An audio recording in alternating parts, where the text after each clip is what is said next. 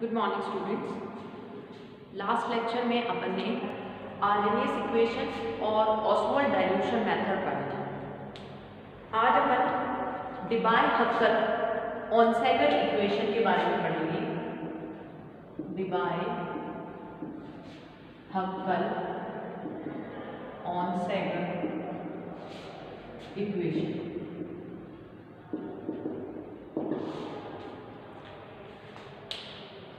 डिबाय-हक्कल ऑनसैगर equation क्यों दी गई? देखो कि जो आरएनएस इक्वेशन थी, अगर आपको पता है जब अपन ने आरएनएस की थ्योरी पढ़ी थी, आरएनएस इक्वेशन आरएनएस की जब अपन ने थ्योरी पढ़ी थी तो मैंने जब आपको पॉइंट्स बताए थे कि आरएनएस के अकॉर्डिंग क्या होता है, एक इक्विलिब्रियम होता है किसके बीच में, एक अनआयनाइज्ड जो आयनाइज नहीं है और जब उसके आयन्स बन जाते हैं उनके बीच में इक्विलिब्रियम होता है।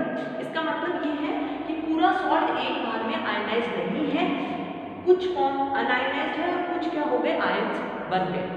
ये अपन ने बताया था कि इक्विलिब्रियम होता है अनआयनाइज्ड और आयनाइज्ड के बीच में, ठीक है।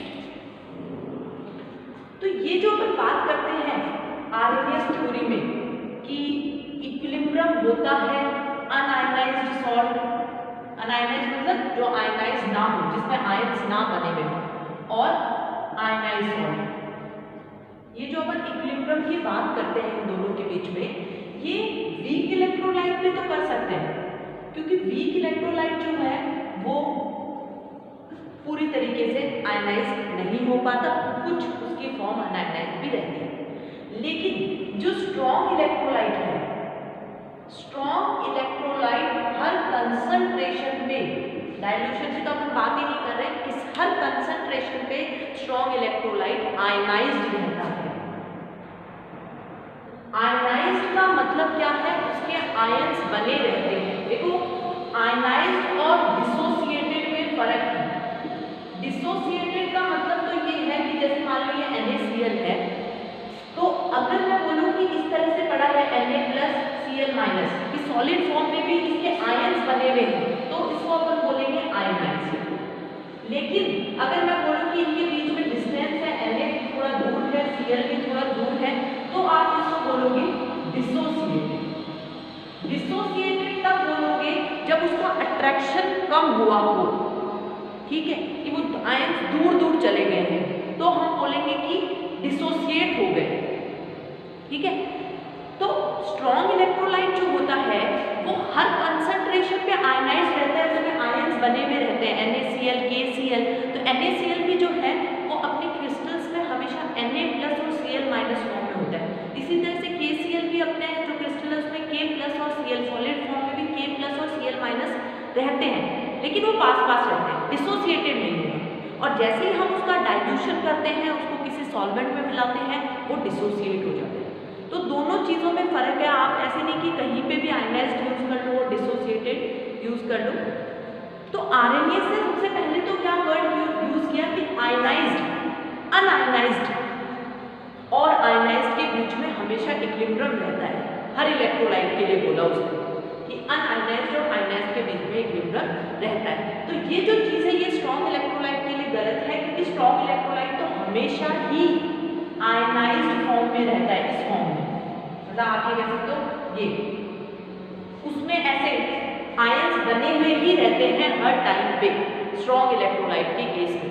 इस तरह से कंबाइंड फॉर्म कोई नहीं रहती, मतलब ये जो है कंबाइंड जो फॉर्म है कि मतलब इलेक्ट्रॉन का एक्सचेंज हो चुका है, ए ने एक इलेक्ट्रॉन इसको दे दिया और ए के ऊपर कम किया, आयनाइज्ड फॉर्म में रहता है strong electrolyte at all concentration, ठीक है।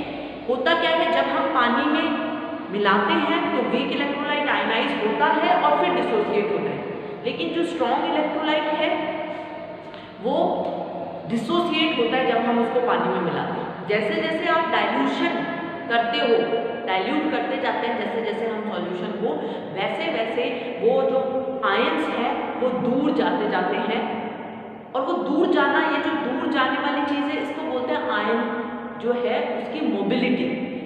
इसका मतलब स्ट्रॉन्ग इलेक्ट्रोलाइट में जब आप डाइल्यूशन करोगे तो आयन की मोबिलिटी बढ़ जाती है, आयन का जो मूवमेंट है, जो आयन का गति है वो बढ़ जाती है डाइल्यूशन में। पहले वो पास में होते हैं और फिर वो दूर चले जाते हैं। वो गति बढ़ती क्यों है कि आयन के बीच में जो अट्रैक्शन फोर्स है वो कम हो जाता है। तो अब से आप जब भी स्ट्रॉन्ग इलेक्ट्रोलाइट को समझाना है तो सबसे पहले तो ये बताना है कि आर्हेनियस ने जो ये इक्विलिब्रियम की बात करी थी इसके बीच में अनआयनाइज्ड और आयनाइज्ड के बीच में, वो गलत है, क्योंकि इस फॉर्म में तो स्ट्रॉन्ग इलेक्ट्रोलाइट रहता ही नहीं। स्ट्रॉन्ग इलेक्ट्रोलाइट हमेशा आयनाइज्ड फॉर्म में रहता है। आप ऐसे लिख सकते हो इसको भी कि स्ट्रॉन्ग इलेक्ट्रोलाइट हमेशा आयनाइज्ड फॉर्म में ही रहता है, ठीक है। डिसोसिएटेड नहीं रहता लेकिन आयनाइज्ड ऑल कंसंट्रेशन पे रहता है, ठीक है। स्ट्रॉन्ग इलेक्ट्रोलाइट, तो स्ट्रॉन्ग इलेक्ट्रोलाइट की सबसे पहली चीज क्या है कि ionised at all concentration, ionised at all concentration, ठीक है। दूसरा, फिर स्ट्रॉन्ग इलेक्ट्रोलाइट में होता क्या है डाइल्यूशन में, तो एट डाइल्यूशन, जब आप डाइल्यूशन करोगे स्ट्रॉन्ग इलेक्ट्रोलाइट में तो होगा क्या, आयंस जो है वो दूर दूर चले जाएंगे, ठीक है। तो एट डाइल्यूशन जो आयंस है, आयंस मूव अपार्ट, दूर चले जाएंगे, या आप कह सकते हो डिसोसिएशन जो है वो बढ़ जाएगा, डिसोसिएशन हो जाएगा, ठीक है। या आप कह सकते हो आयनिक, आयंस मूव अपार्ट का मतलब भी यही है कि आयनिक मोबिलिटी जो है वो बढ़ेगी डाइल्यूशन, आयंस का मूवमेंट बढ़ेगा डाइल्यूशन। आयन का मूवमेंट बढ़ता क्यों है, आयनिक मोबिलिटी क्यों बढ़ती है, क्योंकि इंटर आयनिक, इंटर जो आयंस के बीच का, इसको बोल रही हूं मैं, आयंस के बीच का जो अट्रैक्शन फोर्स है, इंटर आयनिक अट्रैक्शन फोर्स, वो क्या हो जाता है, लेस हो जाता है, कम हो जाता है। आपस में जो उनके बीच में अट्रैक्शन है आयंस के बीच में कम हो जाता है डाइल्यूशन करने पे, इसलिए उनकी मोबिलिटी बढ़ जाती है। तो स्ट्रॉन्ग इलेक्ट्रोलाइट को आपको हमेशा मोबिलिटी और इंटर आयन अट्रैक्शन फोर्स से ही समझाना है कि स्ट्रॉन्ग इलेक्ट्रोलाइट हर कंसंट्रेशन पे आयनाइज्ड रहता है, ठीक है। जो आर्हेनियस ने बात करी थी आयनाइजेशन की कि इक्विलिब्रियम होता है अनआयनाइज्ड और आयनाइज्ड सॉल्ट में, वो स्ट्रॉन्ग इलेक्ट्रोलाइट पे अप्लाई नहीं होता। स्ट्रॉन्ग इलेक्ट्रोलाइट हर कंसंट्रेशन पे आयनाइज्ड रहता है। डाइल्यूशन करने पे जो ये जो कंडक्टिविटी बढ़ती है स्ट्रॉन्ग इलेक्ट्रोलाइट की, वो क्यों बढ़ती है, क्योंकि आयन की मोबिलिटी बढ़ती है। और आयन की मोबिलिटी बढ़ने का क्या रीजन है कि आयन की मोबिलिटी इंटर आयनिक, दो आयंस के बीच का जो अट्रैक्शन फोर्स है वो क्या हो जाता है, कम हो जाता है, इसलिए आयन की गति बढ़ जाती है, गति बढ़ने से कंडक्टिविटी बढ़ती है, ठीक है।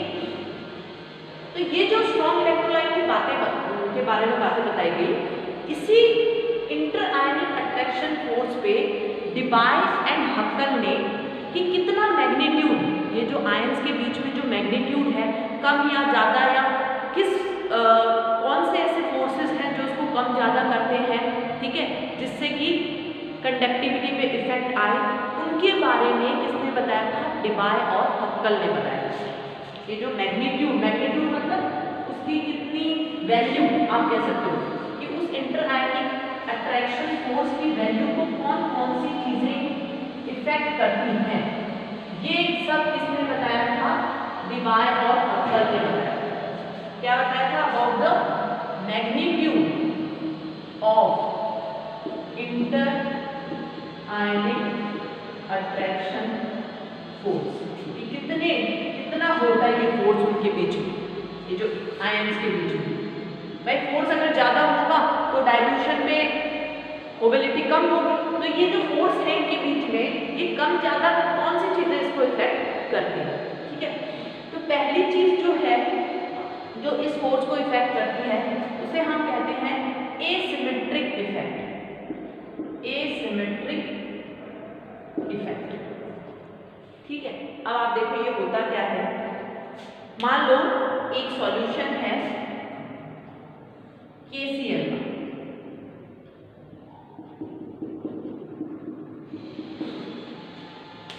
ठीक है, और इस KCl के सॉल्यूशन में आयनाइज है K+Cl-। तो अब इस सॉल्यूशन में जो K+ आयंस हैं वो हमेशा घिरे रहेंगे किससे, अपने नेगेटिव Cl- आयंस, इस तरीके से, क्योंकि अपोजिट एक दूसरे को अट्रैक्ट करता है, तो इस तरीके से Cl माइनस आयन से वो घिरा रहेगा। उसी तरीके से जो Cl माइनस है वो किससे घिर के रहेगा, K प्लस आयन से। उसके अराउंड क्या बना लेगा, एक गोला बना, ठीक है, इस K के पूरा एक गोला बना। और जब हम इलेक्ट्रोलाइसिस करवाएंगे, कि मैंने इलेक्ट्रॉन लगा दी कि एक इलेक्ट्रॉन है पॉजिटिव और एक है नेगेटिव, और अपन क्या करा रहे हैं, इलेक्ट्रोलाइसिस। जब इलेक्ट्रोलाइसिस कराएंगे तो जो आयंस है वो अपोजिट इलेक्ट्रोड की तरफ जाएंगे, जो प्लस है वो किधर मूव करेगा, नेगेटिव की तरफ। तो होगा क्या कि ये जो K प्लस है, अभी मैंने बताया इसमें बहुत सारे जितने भी Cl माइनस है उन्होंने घेर रखा है।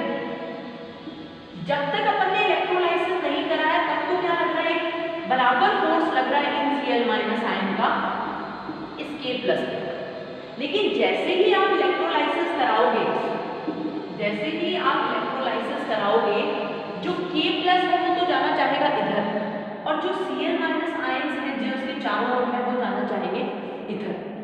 तो जो ये गोला है ये कैसे हो जाएगा कि K प्लस तो ये इधर हो जाएगा, और जो Cl माइनस है वो क्या हो जाएंगे, सारे ज्यादातर इधर की तरफ खिंच जाएंगे, और K प्लस किधर जाना चाहेगा, इधर की तरफ।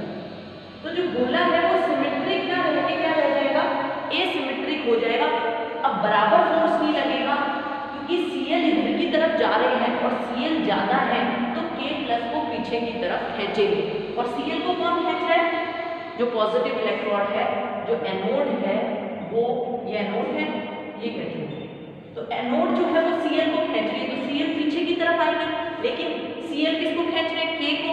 K उधर जाना चाहती है तो उसके मूवमेंट को कम कर रहा है, तो आयनिक मोबिलिटी के ऊपर इफेक्ट डाल रहा है ये जो फोर्स है, इसको बोलते हैं आयनिक एटमॉस्फेयर, आयनिक एटमॉस्फेयर।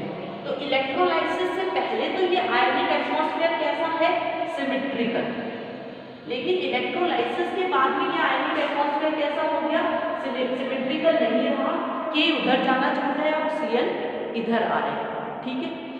तो इसे बोलते हैं एसिमेट्रिक इफेक्ट। ये हो गया एसिमेट्रिक, हो गया ना ये आयनिक एटमॉस्फेयर, इसीलिए इसको बोलते हैं एसिमेट्रिक इफेक्ट, जिसके कारण जो आयंस हैं उनकी मोबिलिटी कम हो जाती है। क्यों, क्योंकि दूसरा जो अपोजिट आयन है वो उसको पीछे की तरफ, उसका एटमॉस्फेयर उसको पीछे की तरफ खींचता है, या एसिमेट्रिक इफेक्ट। दूसरा इफेक्ट जो है उसे बोलते हैं इलेक्ट्रोफोरेटिक इफेक्ट। दूसरा इफेक्ट जो है वो है इलेक्ट्रोफोरेटिक इफेक्ट। इलेक्ट्रोफोरेटिक इफेक्ट नाम ये है, लेकिन आप सबने ये पढ़ा हुआ है, आपको पता है जो भी सॉल्वेंट होता है, सॉल्वेंट जो होते हैं उसके अंदर भी कैटायन और एनायन होते हैं। तो जब सॉल्वेंट के कैटायन और एनायन है ना, उनका भी मूवमेंट होगा इलेक्ट्रॉन्स की तरफ। एक तो उनका मूवमेंट जो है, जैसे मान लो K प्लस तो जा रहा है एनोड की तरफ, पॉजिटिव की तरफ, और जो सॉल्वेंट का एनायन है वो अपोजिट मूव कर रहा है, तो एक तो वैसे ही उसको रोकेगा, प्लस आप अगर मैं सॉल्वेंट लूँ, वाटर ही लूँ, तो वाटर जो है K प्लस के साथ वाटर खुद एसोसिएटेड हो जाएगा इस तरीके से, ये देखो इस तरीके से बॉन्डिंग कर लेगा वाटर, जिसे हम कहते हैं हाइड्रेशन होना,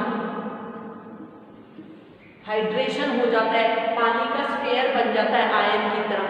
तो ये जो पानी का स्फीयर बन रहा है, जब हम इसमें इलेक्ट्रोलाइसिस कराएंगे तो मान लो ये और ये, तो K प्लस तो इधर जाना चाहेगा, लेकिन ये H2O उसको उधर खींचेगा, तो इसके कारण भी आयनिक मोबिलिटी कम हो जाएगी। जो तीसरा इफेक्ट है इसका,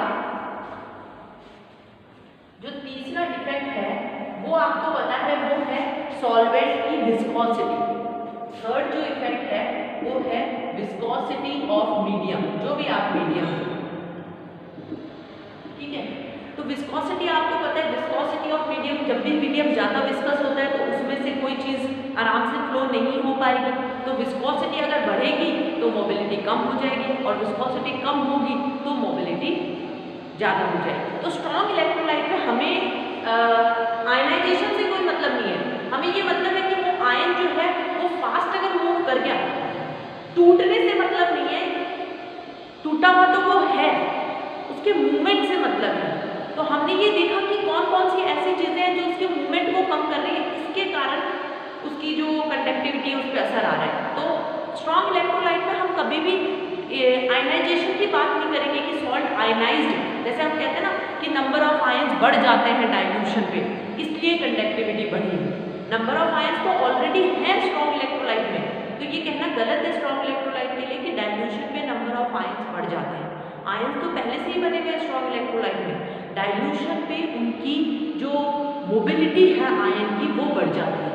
मोबिलिटी क्यों बढ़ जाती है? क्योंकि डाइल्यूशन में जो अट्रैक्शन फोर्स है वो क्या हो जाता है, कम हो जाता है। और वो जो अट्रैक्शन फोर्स है वो है कौन कौन से, अभी मैंने बताया, एक तो एसिमेट्रिक इफेक्ट जिसमें अपोजिट आयन जो है वो उसके चारों ओर घेरा बना लेता है, वो भी डाइल्यूशन में कम होता है। लेकिन डाइल्यूशन का ये अपन ने पॉइंट देखो कि सॉल्वेंट खुद भी बहुत बड़ा घेरा उसके अराउंड बना लेता है, वो भी उसकी मोबिलिटी को कम कर देता है। तो अभी जो अपन ने इफेक्ट देखे हैं वो अपन सिर्फ इस चीज की बात कर रहे हैं कि मोबिलिटी पे कौन कौन सी चीजें इफेक्ट करती हैं।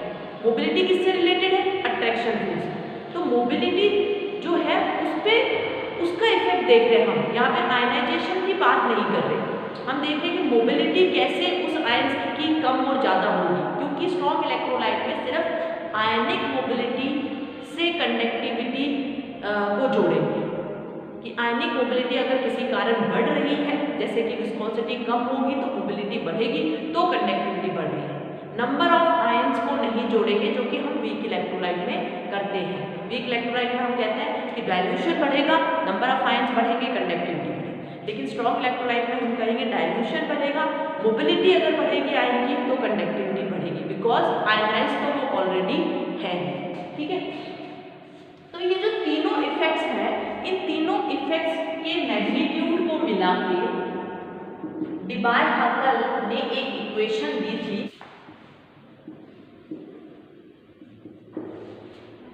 ठीक है, तो ये जो चीजें हैं क्या क्या, एसिमेट्रिक इफेक्ट, इलेक्ट्रोफोरेटिक इफेक्ट जो कि सॉल्वेंट का होता है, और विस्कोसिटी ऑफ मीडियम जो भी सॉल्वेंट की होगी, इन तीनों चीजों को मिला के स्ट्रॉन्ग इलेक्ट्रोलाइट की कंडक्टिविटी हम कैसे डिसाइड करेंगे, वो दिया था डिबाय-हकल, और ऑनसेगर भी एक साइंटिस्ट है उन्होंने। ठीक है, तो देखो ये है M for molar conductance, molar conductance of strong electrolyte. Molar conductance eight infinite dilution में, तो देखो जो मोलर कंडक्टेंस होती है, क्योंकि कंसंट्रेशन बहुत कम है, ठीक है, आयंस की मोबिलिटी भी उस टाइम पे मैक्सिमम होती है, तो हमने क्या किया है कि मोलर कंडक्टेंस जो है कम, इनफाइनाइट डाइल्यूशन से कितनी कम है। तो स्टार्टिंग में हमने देखो जो टर्म ली है वो है इनफाइनाइट डाइल्यूशन की, वहां पे तो मैक्सिमम है, वो तो लिमिटिंग लास्ट वैल्यू उससे ज्यादा हो ही नहीं सकती। कि हाईएस्ट डाइल्यूशन है, कंसंट्रेशन एकदम कम हो चुकी है, ठीक है, डाइल्यूट सॉल्यूशन है, पानी पानी आपने मिला दिया, तो सबसे ज्यादा निकाल कैसे रहे कि हाईएस्ट में से माइनस कर रहे हैं कि इनफाइनाइट डाइल्यूशन पे ये है मान लो, तो उससे कम किसी और कंसर्न, जैसे आप डाइल्यूट करते गए तो हर डाइल्यूशन पे एक मैक्सिमम डाइल्यूशन से पहले भी तो कुछ पॉइंट्स हैं, वहां पे कम क्यों है, वहां पे कम इन इफेक्ट्स के कारण। तो हम ये देखें कि किसी कंसंट्रेशन पे इनफाइनाइट डाइल्यूशन से क्यों कम है, इन इफेक्ट्स के कारण। ठीक है, तो यहाँ पे देखो ये जो होता है ये है डाइइलेक्ट्रिक कांस्टेंट। देखो डाइइलेक्ट्रिक कांस्टेंट हर मीडियम का अलग अलग होता है, जैसे वाटर का 80 के करीब होता है। जितना ज़्यादा किसी भी मीडियम का डाइइलेक्ट्रिक कांस्टेंट होगा उतना ज़्यादा वो उसमें जो भी सॉल्ट मिलाया जाएगा उसके आयंस को क्या करेगा, तोड़ेगा। किसी मीडियम का जितना ज़्यादा डाइइलेक्ट्रिक कांस्टेंट होगा उतना ज़्यादा वो सॉल्वेंट उसमें मिलाए गए सॉल्ट को उसके अट्रैक्शन फोर्स को तोड़ना चाहेगा। तो जितना ज़्यादा डाइइलेक्ट्रिक कांस्टेंट उतना ही अच्छा है मतलब कंडक्टिविटी के लिए, क्योंकि वो सॉल्ट को जल्दी आयनाइज या डिसोसिएट करेगा। ठीक है, तो ये डाइइलेक्ट्रिक कांस्टेंट है। T फॉर टेम्परेचर है, N है विस्कोसिटी कोफिशिएंट, नीटा विस्कोसिटी कोफिशिएंट। ठीक है, फिर यहाँ पे भी देखो इसमें डाइइलेक्ट्रिक कांस्टेंट की विस्कोसिटी हो गया, डाइइलेक्ट्रिक कांस्टेंट हो गया, और ये C हो गया कंसंट्रेशन, जिस भी कंसंट्रेशन पे आप काम कर रहे हो। तो ये जो इक्वेशन है इसी को कहते हैं डिबाय हक्कल ऑन सैगर इक्वेशन। और इसमें आप अगर इस पे क्वेश्चन आता है तो सबसे पहले तो ये बताओ कि आरएनएस से उसको रिलेट करो कि आरएनएस ने आयनाइज्ड और अनआयनाइज्ड के बीच में इक्विलिब्रियम बताया था, जो कि स्ट्रॉन्ग इलेक्ट्रोलाइट के लिए नहीं होता। फिर स्ट्रॉन्ग इलेक्ट्रोलाइट के लिए कंडक्टिविटी हमें निकालने के लिए एक इक्वेशन जो है वो किसने बताई, डिबाय हक्कल ने, ठीक है। उन्होंने ये बताया कि स्ट्रॉन्ग इलेक्ट्रोलाइट जो है वो इंट्राआयनिक इफेक्ट किसको कह रहे हैं कि आयंस के बीच में जो अट्रैक्शन फोर्स है, टूटा हुआ तो है लेकिन अगर अट्रैक्शन फोर्स कम हो जाएगा तो मोबिलिटी बढ़ जाएगी, और डाइल्यूशन पे वो फोर्स कम होता है, इसीलिए डाइल्यूशन पे कंडक्टिविटी स्ट्रॉन्ग इलेक्ट्रोलाइट की बढ़ती है, ठीक है। और उसके अंदर फिर आप एसिमेट्रिक इफेक्ट में अपोजिट आयंस जो होते हैं वो उसको घेरे रहते हैं, जिसके कारण उसकी मोबिलिटी कम हो जाती है। इलेक्ट्रोफोरेटिक इफेक्ट में सॉल्वेंट घेरा रहता है, जिसके कारण मोबिलिटी कम हो जाती है। और विस्कोसिटी ऑफ मीडियम, ये 3 पॉइंट्स को मिला के इन्होंने ये इक्वेशन दी। ओके, तो नेक्स्ट लेक्चर में अपन इसी इक्वेशन के थोड़ा पार्ट और देख के फिर नेक्स्ट टॉपिक करेंगे। Okay, thank you.